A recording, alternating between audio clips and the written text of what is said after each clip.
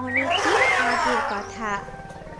এক জঙ্গলে এক বাঘ ফাঁদে আটকা পড়ে যায়। সে ফাঁদ থেকে মুক্ত হওয়ার অনেক চেষ্টা করছিল, কিন্তু সেখান থেকে সে বের হতেই পারে না।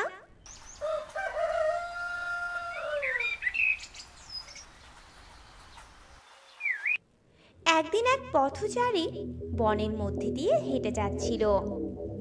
এমন সময় বাঘ তাকে ডেকে বলে, ও ভাই, একটু এদিকে এসো।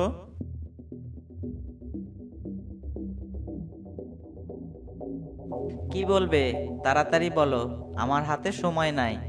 ভাই, দয়া করে আমাকে এখান থেকে মুক্ত করে দাও। আমাকে মুক্ত করলে আমি সারা জীবন তোমার কাছে কৃতজ্ঞ থাকব। দাও না দাদা, ও দাদা, দয়া করে খাঁচাটা খুলে দাও। হুম, তুমি ভালোই বলেছ। আমি তোমার খাঁচা খুলে দেই, আর তুমি বের হয়ে এসে আমাকেই খেয়ে ফেলো।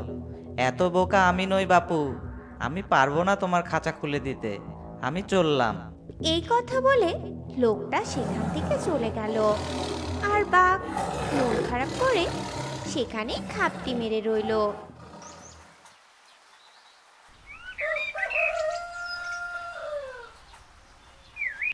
পরের দিন কিছু ভদ্রলোক সেখান দিয়ে যাচ্ছিল। বাঘ তাদেরকে ডেকে বলল, ও ভাই, দয়া করে এদিকে এসো। কি হয়েছে বাঘ ভাই, আমাদের ডাকছো কেন? আর তুমি এখানে আটকা পড়লে কিভাবে? এসব কথা পরে বলছি, আগে আমাকে এখান থেকে বের করে দাও দাদা। আমাদের এত মরার শখ নাই, খেয়ে দিয়ে তো কাজ নেই, তোমাকে ছেড়ে দিয়ে নিজের মরণ ডেকে আনি। এই চল চল। এই কথা বলে লোক দুটো সেখান থেকে চলে গেল। আর এইদিকে বাঘ নিরুপায় হয়ে সেখানেই রয়ে গেল। এভাবে বেশ কয়েকদিন কেটে গেল।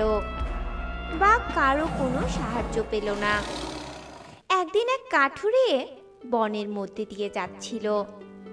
বাঘ কাঠুরিয়াকে দেখতে পেয়ে তার কাছে ডাকলো, কাঠুরিয়া ভাই, একটু এদিকে এসো ভাই। কি বলবে বাঘ ভাই? দয়া করে আমায় যদি মুক্ত করে দাও, তবে চিরকৃতজ্ঞ থাকবো।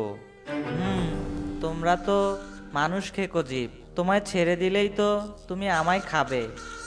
বিশ্বাস করো ভাই, আমি তোমাকে খাবো না। বিশ্বাস করো আমায়, তুমি অনেক দয়ালু ভাই। বাঘ বারবার করে প্রতিজ্ঞা করে বলল যে কোনো কিছুরই ক্ষতি করবে না সে। এই কথা শুনে কাঠুরিয়ার মন গলে গেল। আর সে কোনো কিছু না ভেবে বাঘকে সেই খাঁচা থেকে মুক্ত করে দিল। ফাঁদ থেকে মুক্ত হয়ে বাঘ তার ভয়াবহ থাবা কাঠুরিয়ার দিকে মেলে ধরে তাকে বলে, কাঠুরে, অনেক দিন যাবৎ আমি না খেয়ে আছি, আমি এবার তোকে খাবো। কাঠুরিয়ে বারবার করজোড়ে বাঘের নিকট প্রাণ ভিক্ষা চাইতে লাগলো। বাঘ ভাই, আমাকে ছেড়ে দাও, আমাকে প্রাণে মেরো না ভাই। কিন্তু কে শোনে কার কথা? না না, আমি তোকেই খাবো। অবশেষে কাঠুরে নিরুপায় হয়ে বাঘের নিকট প্রস্তাব দিল। ঠিক আছে, তুমি আমাকে খেও, কিন্তু তার আগে আমি তিনটি বস্তুর নিকট এই সম্পর্কে বিচার প্রার্থনা করব। আর তারা যদি বলে আমাকে তোমার হত্যা করা উচিত, তাহলে তুমি আমায় খাবে। আর তারা যদি বলে না, আমাকে তোমার হত্যা করা উচিত নয়, তাহলে তুমি আমায় ছেড়ে দেবে। আচ্ছা ঠিক আছে, তাই হবে। যাও, গিয়ে বিচার দাও। এই কথা বলে কাঠুরিয়ে সেখান দিয়ে যেতে লাগলো।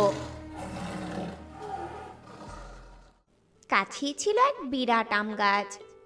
কাঠুরিয়ে আম গাছকে জিজ্ঞেস করলো, গাছবন, আমি তোমার কাছে একটা বিচার নিয়ে এসেছি। কি সেই বিচার, বলো আমায়। গাছবন, আমি বাঘকে ফাঁদ থেকে মুক্ত করেছি। এখন বাঘ বলছে আমাকেই খাবে। তুমি বলো, বাঘের কি উচিত আমাকে খাওয়া? বিচার বলে কি কিছু আছে এই পৃথিবীতে? দেখো, আমি সারাদিন কত পথিককে ছায়া দেই, অথচ তারা নির্বিচারে আমার ডাল কেটে নিয়ে যায়। প্রয়োজন ছাড়া আমার পাতাও ছেড়ে। বলো ভাই, বিচার বলে কি কিছু আছে? এই জবাব শুনে কাঠুরিয়া খুব নিরাশ হয়ে আবারও সামনে হাঁটতে লাগলো। যেতে যেতে পথে দেখা হলো এক গাভীর সাথে। কাঠুরিয়া তার কাছে গিয়ে বলল, গাভী গাভী, তোমার কাছে আমি একটা বিচার নিয়ে এসেছি। কি সেই বিচার, বলো দেখি। আমি বাঘকে ফাঁদ থেকে মুক্ত করেছি। এখন বাঘ বলছে আমাকেই খাবে। তুমি বলো, বাঘের কি উচিত আমাকে খাওয়া? তাহলে শোনো ভাই, আমি যখন আমার মালিককে দুধ দিয়েছি তখন আমার কতই না যত্ন ছিল, আর এখন দুধ দিতে পারি না বলে আমাকে খুঁটির সাথে বেঁধে রেখে গেছে। ঘাস খাওয়ানোর তো নামই নেই। তাহলে বলো, বিচার কোথায়? কাঠুরে এবার বড় অসহায় হয়ে পড়ল। আর একটু পরেই তো বাঘ তাকে খেয়ে ফেলবে। কাঠুরে এবার আর কোনো দিক না গিয়ে সম্মুখের রাস্তার কাছে বিচার প্রার্থনা করলো। রাস্তা, এবার তুমিই বলো, বিচারটা এবার তুমিই করো। আমি বাঘকে ফাঁদ থেকে মুক্ত করেছি, এখন বাঘ বলছে আমাকেই খাবে। তুমি বলো, বাঘের কি উচিত আমাকে খেয়ে ফেলা? বিচার বলে কি কিছু আছে নাকি এই পৃথিবীতে? দেখো, আমি প্রতিদিন আমার বুকের উপর দিয়ে কত পথিককে হাঁটতে দিচ্ছি, তার প্রতিদানে তারাই আমার বুক কেটে নিয়ে যাচ্ছে। এই হলো দুনিয়া। কি বিচার করব বলো? ব্যর্থ মন নিয়ে কাঠুরিয়া বাঘের কাছেই ফিরে যাচ্ছিল। পথে দেখা এক শিয়ালের সঙ্গে। কাঠুরিয়ার বিষণ্ণ চেহারা দেখে শিয়াল তাকে জিজ্ঞাসা করলো, কি খবর কাঠুরিয়া ভাই? তোমার চেহারা দেখে মনে হচ্ছে তোমার আয়ু শেষ। শেয়াল, আয়ু তো আমার শেষই হয়ে গেছে। এই কথা বলে কাঠুরিয়া শিয়ালকে সব কিছু বলল। শিয়াল মাথা নেড়ে বলতে লাগলো, তোমার কথার মাথা মুন্ডু আমি কিচ্ছু বুঝতে পারছি না। তুমি বরং আমাকে বাঘের কাছে নিয়ে গিয়ে সব বুঝিয়ে বলো। ঠিক আছে, চলো তাহলে। এই কথা বলে তারা দুজন চলল বাঘের কাছে। এইদিকে বাঘ দূর থেকে কাঠুরিয়াকে দেখে তার দাঁত কড়মড় করছে। এবার সে কাঠুরিয়াকে খাবে। কাঠুরিয়া বাঘকে করজোড়ে অনুরোধ করে বলল, বাঘ ভাই, আর 5 মিনিট সময় দিতে হবে আমাকে।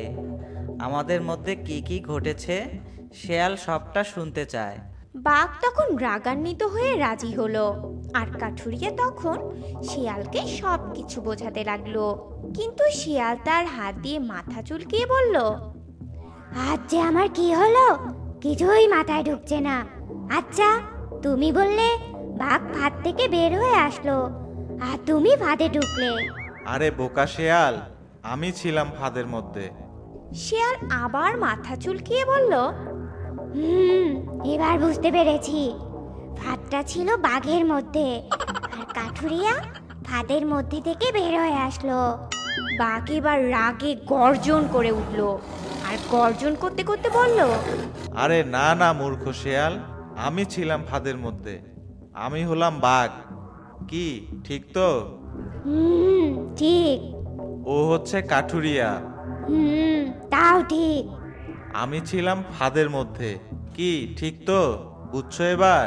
শিয়াল এবার গাছের সাথে তার মাথা ঠুকতে লাগলো আর বলল, আরে আমার পোড়া কপাল, আমার মাথায় যে কিচ্ছু ঢুকছে না। আমি কিছুই বুঝতে পারছি না। তুমি কেমন করে এত বড় শরীর নিয়ে ফাঁদে ঢুকতে পারলে? এই কথা শুনে শিয়ালকে বোঝানোর জন্য বাঘ আবার ফাঁদের মধ্যে ঢুকে গেল আর বলল, এই দেখো, এইভাবে দেখো ঢুকতে পারে কিনা মূর্খ শেয়াল। শিয়াল তখন হাসতে হাসতে বলতে লাগলো, এবার বুঝতে পেরেছি। তুমি যখন ফাঁদে থাকতেই পছন্দ করো, তখন তোমাকে আমরা এখানেই রেখে চললাম।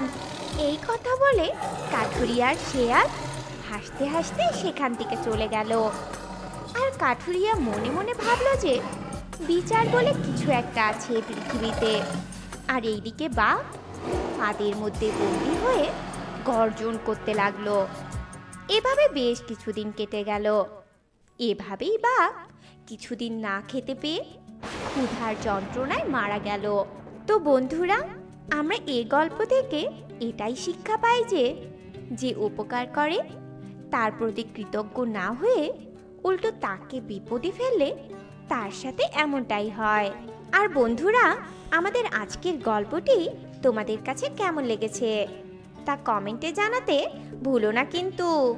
আর হ্যাঁ, এমনই সব মজার মজার শিক্ষণীয় গল্প পেতে আমাদের এই ছোট্ট চ্যানেলকে সাবস্ক্রাইব করে আমাদের পাশে থেকো। ধন্যবাদ।